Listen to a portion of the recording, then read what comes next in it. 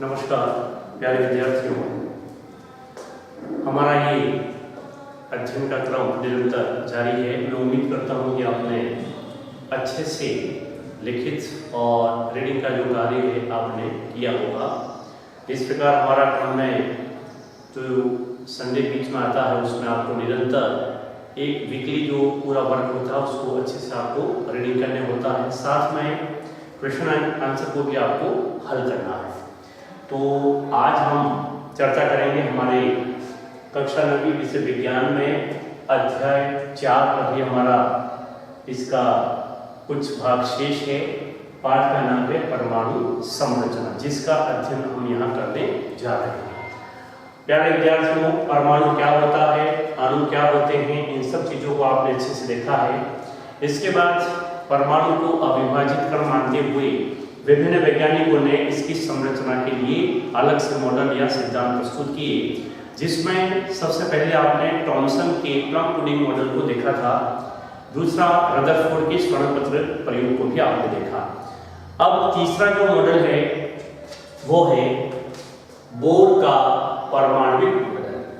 ध्यान से आप समझें इस बात को, क्योंकि पूर्व में आपने परमाणु संरचना के बारे में विभिन्न प्रकार की जानकारी को अच्छे से समझ लिया है। थॉमसन का प्लम पुडिंग मॉडल क्या था, रदरफोर्ड का स्वर्णपत्र प्रयोग क्या था, और आज हम बोर के परमाणविक मॉडल की संरचना का अध्ययन करने जा रहे हैं। तो थॉमसन ने, आपको बता दूं, पूरे परमाणु को धनात्मक गोला माना था, जिस प्रकार एक छोटा सा डायग्राम आपने देखा था, और इलेक्ट्रॉन बीच बीच में जिस प्रकार तरबूज के अंदर जो बीज होते हैं उस प्रकार से इलेक्ट्रॉन भी स्थित होते हैं। रदरफोर्ड ने अपने स्वर्णपत्र प्रयोग में बताया कि नाभिक बीच में होता है और तत्व के परमाणु में पूरा रिक्त स्थान होता है। नाभिक में प्रोटॉन जो है वो उपस्थित होता है और यहाँ पर जो प्रकाश की किरण टकराएगी वापस लौट आएगी, बाकी सीधी निकल जाएगी। अब इसके अंदर जो कमियां रही थी कि इलेक्ट्रॉन जिस प्रकार विचरण करेगा तो उसमें ऊर्जा का ह्रास होता है या ऊर्जा में निरंतर कमी होती है। तो यहाँ पर अब निल्स बोर ने अपने सिद्धांत में क्या चीजें बताई जो मैं आपको बता रहा हूं। तो यहाँ पर आप ध्यान दें, बोर का परमाणविक मॉडल। यहाँ पर सबसे पहले बोर ने अपने सिद्धांत में निम्नलिखित बातों को बताया, जिसमें सबसे पहले आप देखें, इलेक्ट्रॉन एक निश्चित कक्षाओं में चक्कर लगाते हैं। यानी कि यहाँ पर एक डायग्राम बना हुआ जिसे आप देख सकते हैं। बीच का सेंटर पॉइंट जो है नाभिक आपको नजर आ रहा है। इसके बाद ये पहला कक्ष, दूसरा कक्ष, तीसरा कक्ष और ये चौथा, इन्हें हम कक्षा कहते हैं। थोड़ा सा ध्यान से देख लें, कक्षा, कक्ष या ऊर्जा स्तर, ध्यान रखें आप। अब निल्स बोर ने बताई बात कि इलेक्ट्रॉन निश्चित कक्षाओं में चक्कर लगाते हैं। पहले रदरफोर्ड ने बताया था कि ये जो धनात्मक भाग है इसके बाद इलेक्ट्रॉन विचलित करते हैं, लेकिन यहाँ पर ये बात फाइनल नहीं थी कि इलेक्ट्रॉन कहाँ विचरण करता है। तो निल्स बोर ने इलेक्ट्रॉन निश्चित कक्षाओं में चक्कर लगाते हैं। तो यहाँ पर देखिए, ये जो कक्षाएं हैं, जो इलेक्ट्रॉन इस कक्ष में है नंबर 1 में, तो वो 1 में ही विचरण करेगा, 2 है तो दूसरे में ही विचरण करेगा, 3 है तो तीसरे कक्ष में ही विचरण करेगा। तो यहाँ पर इलेक्ट्रॉन एक निश्चित कक्षाओं में ही चक्कर लगाते हैं। दूसरा है ऊर्जा का विकिरण, यानी कि ऊर्जा, यहाँ पर जो बात बताई गई थी रदरफोर्ड में कि ऊर्जा के निरंतर गति करने से कमी होगी, तो यहाँ पर ऊर्जा का विकिरण नहीं होता है। एक इलेक्ट्रॉन अपने निश्चित कक्ष में चक्कर लगाते हैं जिसमें किसी प्रकार की कोई ऊर्जा का ह्रास या विकिरण नहीं होता है। तो अब बोर ने यहाँ पर एक परमाणु के ऊर्जा स्तर को बता रखा है, जो मैंने यहाँ छोटे से डायग्राम के रूप में आपको बता रखा है। अब यहाँ पर आप समझें, सबसे बीच का ये जो भाग है वो नाभिक कहलाता है, और नाभिक में अभी तक की जानकारी में प्रोटॉन जो है बताया गया, लेकिन नाभिक में न्यूट्रॉन और प्रोटॉन दोनों होते हैं। जो अगली बात में भी आपने देखा, न्यूट्रॉन प्लस प्रोटॉन दोनों होते हैं। ध्यान रखें आपको, हालांकि प्रोटॉन का भी आएगा बीच में, न्यूट्रॉन और प्रोटॉन दोनों के बारे में एक 1932 में जेडीवी के द्वारा खोजा गया था। इससे पूर्व इलेक्ट्रॉन और प्रोटॉन की जानकारी आपको दी गई थी। अब यहाँ पर आप देखें, पहला जो कक्ष है उसको K, दूसरे को L, तीसरे को M, चौथे को N कक्ष या ऊर्जा स्तर नाम दिया गया है, या जिसे हम श्रेणी कह सकते हैं, श्रेणी भी कह सकते हैं। तो K, L, M, N, और इसी को हम 1, 2, 3, 4 भी कह सकते हैं। तो K को 1, L को 2, M को 3, N को 4 श्रेणी निर्धारित की गई है। जो इलेक्ट्रॉन पहले ऊर्जा कक्ष में गति करेगा वो पहले कक्ष में ही गति करेगा, दूसरा में, तीसरे में और चौथे में। इस प्रकार से जो है इलेक्ट्रॉन गति करते हैं और उनमें किसी प्रकार की कोई ऊर्जा का विकिरण नहीं होता है। अब ये तो है किसी तत्व के परमाणु के ऊर्जा स्तर का रेखा चित्र। इसमें नाभिक क्या होते हैं, कक्ष या ऊर्जा क्या होती है, ये सारी चीजें आपको बता दी। अब यहाँ पर इलेक्ट्रॉन कैसे रहेंगे ये बात आपको ध्यान रखनी है। विभिन्न कक्षाओं में इलेक्ट्रॉन कैसे वितरित होते हैं, यानी कि पहले वाला जो ऊर्जा स्तर है या कक्ष है, इसमें अधिकतम कितने इलेक्ट्रॉन रह सकते हैं। दूसरा वाला जो ऊर्जा कक्ष है, इसमें अधिकतम कितने इलेक्ट्रॉन रह सकते हैं। तीसरे वाला जो ऊर्जा स्तर है, इसमें अधिकतम कितने इलेक्ट्रॉन रह सकते हैं। और चौथा वाला जो स्तर है, इसमें अधिकतम कितने इलेक्ट्रॉन रह सकते हैं।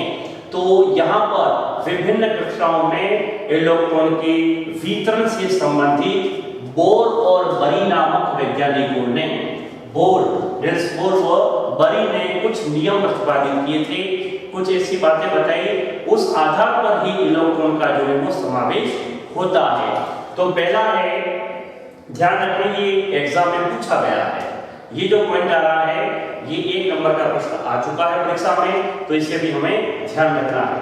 किसी भी ऊर्जा स्तर या कक्ष में कितने इलेक्ट्रॉन रहेंगे ये इस सूत्र के द्वारा निर्धारित होता है, जिसे हम 2n² सूत्र द्वारा या इस फार्मूले के द्वारा यहाँ पर इलेक्ट्रॉन भरे जाते हैं।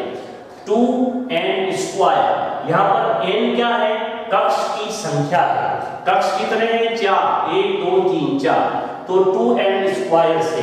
तो यहाँ पर 1 नंबर का प्रश्न पूछा गया है कि विभिन्न कक्षाओं में इलेक्ट्रॉन वितरित करने का सूत्र लिखिए।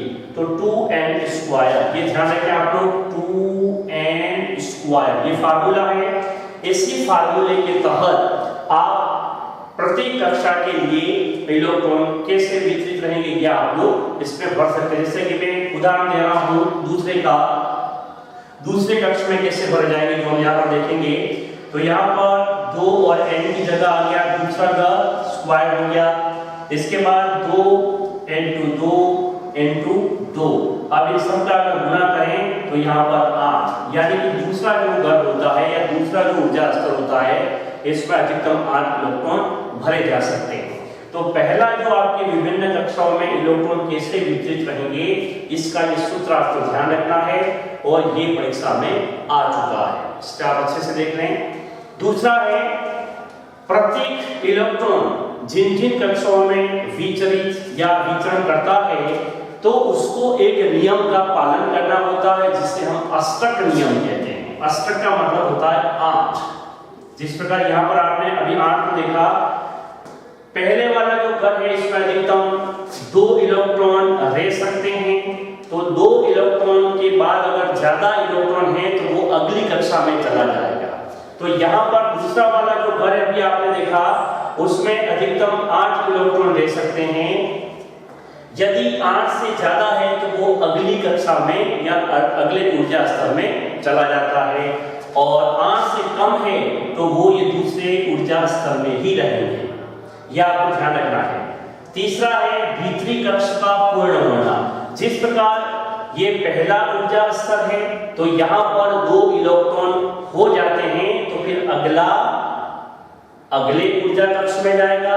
कब तक? जब तक ये पूरा नहीं हो जाता, यानी कि 2 होने के बाद ही जाएगा। यदि यहाँ पर 1 है तो वो इसी में रहेगा, वो अगली कक्षा में नहीं जाएगा।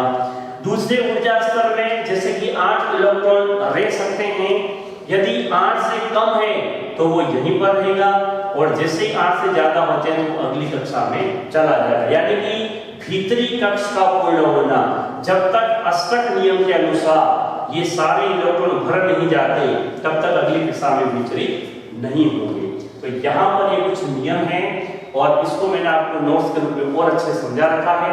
यहाँ पर एक छोटी सी बात के रूप में मैंने आपको बताया है और मैं उम्मीद करता हूँ कि इसे आप अच्छे से समझे भी होंगे। अब दूसरे भाग को देखें आप। यहाँ पर कुछ ऐसी बातें और परिभाषाएं हैं जो बार बार परीक्षा में पूछी जाती हैं। आप इसको अच्छे से समझें, बहुत ही सरल है क्योंकि समझने में केवल एक एक शब्द है जिसका बार बार आप लोगों ने अध्ययन किया है। सबसे पहले यहाँ पर देखें संयोजकता क्या होती है, और संयोजकता के बारे में आपने इससे पूर्व भी वीडियो नोट्स के माध्यम से समझा है। संयोजकता का मतलब होता है परमाणु के बाहरी कोश में उपस्थित इलेक्ट्रॉन की साझेदारी या स्थानांतरण, जिसे हम संयोजकता कहते हैं, या किसी तत्व के अंदर उपस्थित परमाणु की संयोजन शक्ति जो होती है। और संयोजन शक्ति का मतलब होता है कितने इलेक्ट्रॉन दे सकता है या कितने इलेक्ट्रॉन ग्रहण कर सकता है, और ये ही उसकी संयोजन क्षमता कहलाती है। जैसे कि यहाँ पर एक उदाहरण मैंने दे रखा है लिथियम का, ऐसे 2-3 उदाहरण मैंने आपको नोट में उपलब्ध करवाए हैं। इसको अच्छे से देखिए। और अंतिम कक्ष कौन सा हुआ, जैसे पहले के बाद दूसरा, दूसरे के बाद तीसरा, तीसरे के बाद चौथा। तो यहाँ पर लिथियम का परमाणु क्रमांक होता है 3 में से पहले वाले घर में कितने इलेक्ट्रॉन रहेंगे, 2। तो 3 में से 2 चलेंगे तो बाद में कितने रहेंगे, 1। तो यहाँ पर आप देखो ये नाभिक और पहला घर, तो मैंने यहाँ पर गोला लगा रखा है। पहले वाले घर में 2 इलेक्ट्रॉन रहते हैं, तो पहले वाले घर में देखो 2 गोले मैंने कर रखे हैं, तो 2 इलेक्ट्रॉन चले गए। अब ये पहले वाला घर पूरा हो गया क्योंकि पहले वाले घर में अधिकतम 2 इलेक्ट्रॉन ले सकते हैं, तो वहां 2 ही रहेंगे। अब 1 बचा, तो 1 जो है दूसरे वाले घर में जाएगा। यहाँ पर देखिए दूसरा गोला मैंने करके रखा है। इसी प्रकार आपके बुक के अंदर एक सारणी है 4.1, जिसे आप पूरी इस संयोजकता के साथ बनाएंगे। उसमें स्पष्ट रूप से बताया हुआ है कि के श्रेणी में कितने इलेक्ट्रॉन है उस तत्व के, एल श्रेणी में कितने इलेक्ट्रॉन है उस तत्व के, एम और एन में कितने हैं, और अंतिम में जो इलेक्ट्रॉन बचेगा, आप देखें आपकी बुक में सारणी 4.1, तो अंतिम कक्ष में जो इलेक्ट्रॉन जिस तत्व के बचे हुए होंगे वही इलेक्ट्रॉन उसकी संयोजकता को प्रदर्शित करेगा। अब कभी कभी क्या होता है, आपने देखा होगा, जैसे 8 को पूरा करने के लिए उसके अंतिम कक्ष में 7 इलेक्ट्रॉन है, तो वो क्या करेगा, 1 को लेगा, 7 को देने की बजाय वो क्या करेगा, 1 को ग्रहण करेगा। तो इसलिए माइनस और प्लस कैसे आते हैं ये भी मैंने आपको अच्छे से समझा रखा है। तो संयोजकता क्या हुई, किसी परमाणु के बाहरी कोश में उपस्थित इलेक्ट्रॉन की संख्या को जो या तो साझा करे या उसका स्थानांतरण कर दे। ये बात आप अच्छे से समझ लें, हालांकि बहुत ही इजी है, पूर्व में भी आपने इसको देखा है। इसके बाद छोटी परिभाषा में अगर देखें, क्योंकि इनमें से सभी के अंदर प्रश्न आ चुके हैं। अगला है परमाणु संख्या। मैंने आपको पहले ही कहा था कि परमाणु क्रमांक 1 से 20 जो तत्व हैं जिसके नाम और परमाणु क्रमांक आपको याद होने चाहिए, ये अगले तीसरे चैप्टर में भी मैंने कहा था। जैसे पहला हाइड्रोजन, दूसरा हीलियम, तीसरा लिथियम, चौथा बेरिलियम, 5वां बोरान, 6वां कार्बन, 7वां नाइट्रोजन, 8वां ऑक्सीजन, इस प्रकार से 20 तक आपको याद होने चाहिए। तो यहाँ पर परमाणु संख्या क्या होती है, तो परमाणु में उपस्थित प्रोटॉन की संख्या, किसी भी तत्व में जितने प्रोटॉन की संख्या होगी वो उस तत्व की परमाणु संख्या कहलाती है। अब जैसे आपको पूछा कार्बन का, तो सीधी बात है इसका परमाणु क्रमांक 6 है, तो प्रोटॉन की संख्या कितनी हुई, 6। तो यहाँ पर आपको ध्यान रखना है, और इसे हम Z, अंग्रेजी का जो अक्षर है Z, उससे प्रदर्शित करते हैं। जैसे कि यहाँ पर कार्बन में 6 प्रोटॉन है, तो Z = 0,6। तो किसी भी तत्व में उपस्थित प्रोटॉन की संख्या को उस तत्व की परमाणु संख्या कहते हैं। बहुत इजी है, इसको अच्छे से ध्यान रखें। दूसरी बात करेंगे, परिभाषाओं को आगे बढ़ाते हुए यहाँ पर है परमाणु द्रव्यमान। अब यहाँ पर ध्यान रखें द्रव्यमान क्या होता है। विज्ञान जहाँ से शुरू हुआ वहीं से आपने द्रव्यमान शब्द का उपयोग किया है और बार बार उसको समझा भी दिया है। द्रव्यमान यानी कि उस तत्व का पूरा भार जिसे हम कहते हैं, यानी कि उस तत्व के अंदर कितना भार होता है या क्या उसका द्रव्यमान है। तो परमाणु द्रव्यमान को तो बहुत ही इजी है, केवल दो शब्द आपको याद रखने हैं। यहाँ पर एक शब्द था प्रोटॉन, तो यहाँ पर आपको दो शब्द याद रखने हैं, प्रोटॉन प्लस न्यूट्रॉन। यानी कि किसी तत्व में उपस्थित परमाणु, किसी तत्व के परमाणु में उपस्थित प्रोटॉन प्लस न्यूट्रॉन दोनों की संख्या को हम परमाणु द्रव्यमान कहते हैं। परमाणु संख्या में क्या था, केवल प्रोटॉन। परमाणु द्रव्यमान में क्या हो जाएगा, नाभिक के अंदर उपस्थित प्रोटॉन और न्यूट्रॉन दोनों की जो संख्या होगी उसे हम परमाणु द्रव्यमान कहते हैं। जैसे कि कार्बन, परमाणु क्रमांक कार्बन का है 6, जिसमें 6 प्रोटॉन और 6 न्यूट्रॉन होते हैं। तो यहाँ पर आप देखें 6 प्रोटॉन और 6 न्यूट्रॉन, तो प्रोटॉन प्लस न्यूट्रॉन के योग को परमाणु द्रव्यमान कहते हैं। अब बात आती है परमाणु द्रव्यमान, परमाणु संख्या और किसी तत्व के प्रतीक को लिखना हो तो हम कैसे लिखेंगे।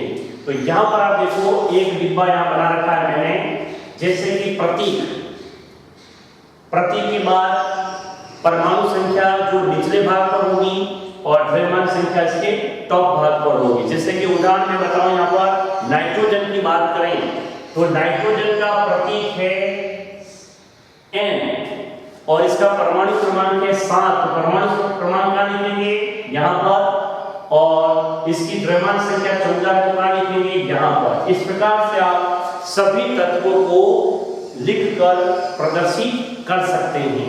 तो यहाँ पर परमाणु द्रव्यमान की संख्या को आपको ध्यान रखना है। अगली जो इंपॉर्टेंस जो परिभाषा है जिसमें आप बार बार कंफ्यूज होते हैं और यहाँ पर ये प्रश्न भी परीक्षा में आ चुके हैं, इसके अंदर का जो एग्जाम्पल है वो भी परीक्षा में आ चुका है। तो आपको यह अच्छे से समझना है समस्थानिक और समभारिक। सम का मतलब होता है समान, स्थानिक का मतलब हो गया स्थान, इधर है समभारिक, सम का मतलब समान और भारी का मतलब भार, यानी कि द्रव्यमान संख्या। तो यहाँ पर आप देखो समस्थानिक क्या होता है, किसी तत्व में परमाणु संख्या समान होती है। बड़े ध्यान से देखो, किसी तत्व में जब परमाणु संख्या समान होती है और द्रव्यमान संख्या अलग अलग होती है उसे हम समस्थानिक कहते हैं। यानी कि स्थान समान है, जैसे कि हाइड्रोजन जो है इसके 3 समस्थानिक हैं, 1H1, 1H2 और 1H3। यहां पर आप देखें 1 1 1, यानी कि हाइड्रोजन 3 है, 3 समस्थानिक हाइड्रोजन के। तो तीनों में यहां पर देखें परमाणु संख्या इनकी समान है और द्रव्यमान संख्या 1 2 और 3 है, यानी कि द्रव्यमान संख्या अलग अलग है। इसे हम क्या कहते हैं, समस्थानिक। और ठीक इसका विपरीत, बिल्कुल इसका विपरीत होगा समभारिक। सम का मतलब समान, भारी का मतलब भार समान होते हैं। तो यहाँ पर आप देखें किसी तत्व में परमाणु संख्या भिन्न भिन्न हो, इसको आप देखें इसका ठीक उल्टा है, परमाणु संख्या अलग अलग होती है और द्रव्यमान संख्या समान होती है, इसे हम समभारिक कहते हैं। यहाँ पर आप देखो 2 उदाहरण रखें, आर्गन परमाणु क्रमांक 18 है, कैल्शियम परमाणु क्रमांक 20 है, यानी कि दोनों में परमाणु संख्या अलग अलग है लेकिन द्रव्यमान संख्या देखो 40 40, यानी कि द्रव्यमान संख्या क्या है, समान होती है और इसमें द्रव्यमान संख्या क्या थी, भिन्न भिन्न। तो यहाँ पर ये दोनों एक दूसरे के अपोजिट है।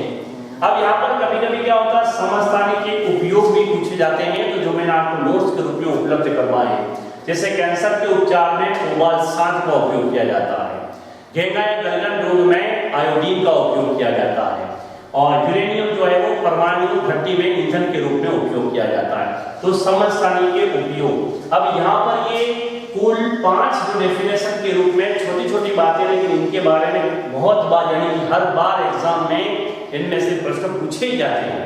तो आपको अच्छे से इनको समझना। एक एक शब्द ये संयोजकता यानी किसी तत्व में अंतिम कक्षा में उपस्थित इलेक्ट्रॉन या तो वो दे दे या वो ले ले। परमाणु संख्या उपस्थित प्रोटॉन की संख्या, परमाणु द्रव्यमान संख्या प्रोटॉन प्लस न्यूट्रॉन की संख्या, समस्थानिक जिसमें स्थान समान है यानी कि परमाणु क्रमांक एक जैसे हैं, द्रव्यमान संख्या अलग है, और समधारिक में परमाणु संख्या अलग अलग है, द्रव्यमान संख्या समान है। तो ये हैं आपके कुछ ऐसे ट्रिक्स जिसे हम लोग अच्छे से समझ सकते हैं, और ये आपका पूरा परमाणु संरचना जो चौथा चैप्टर था वो पूरा आज यहाँ पर आके क्लियर हो जाता है, यानी समाप्त हो जाता है। तो आपके विज्ञान में अगर देखें तो पाठ 1 से 4 जो आज पूरे ये रसायन विज्ञान से संबंधित हैं जो आपने पूरे किए हैं, तो चारों चैप्टर को आपने अच्छे से देखा है। नोट्स को निरंतर आप पढ़ते रहें, और साथ में अध्याय 4 जो है इसके जो क्वेश्चन दे रहे हैं पाठ के अंत में, उसको समझकर आप अपनी होमवर्क की कॉपी में उसको पूरा करेंगे। और इससे आगे का जो भाग है जो जीव विज्ञान का है, जिसे निरंतर हम जारी रखेंगे, और मैं उम्मीद करता हूँ आपने अच्छे से इसको समझा होगा और आप उसको निरंतर याद करें। आगे भी इसी तरह जो है आपका अध्ययन अध्यापन जारी रहेगा। धन्यवाद।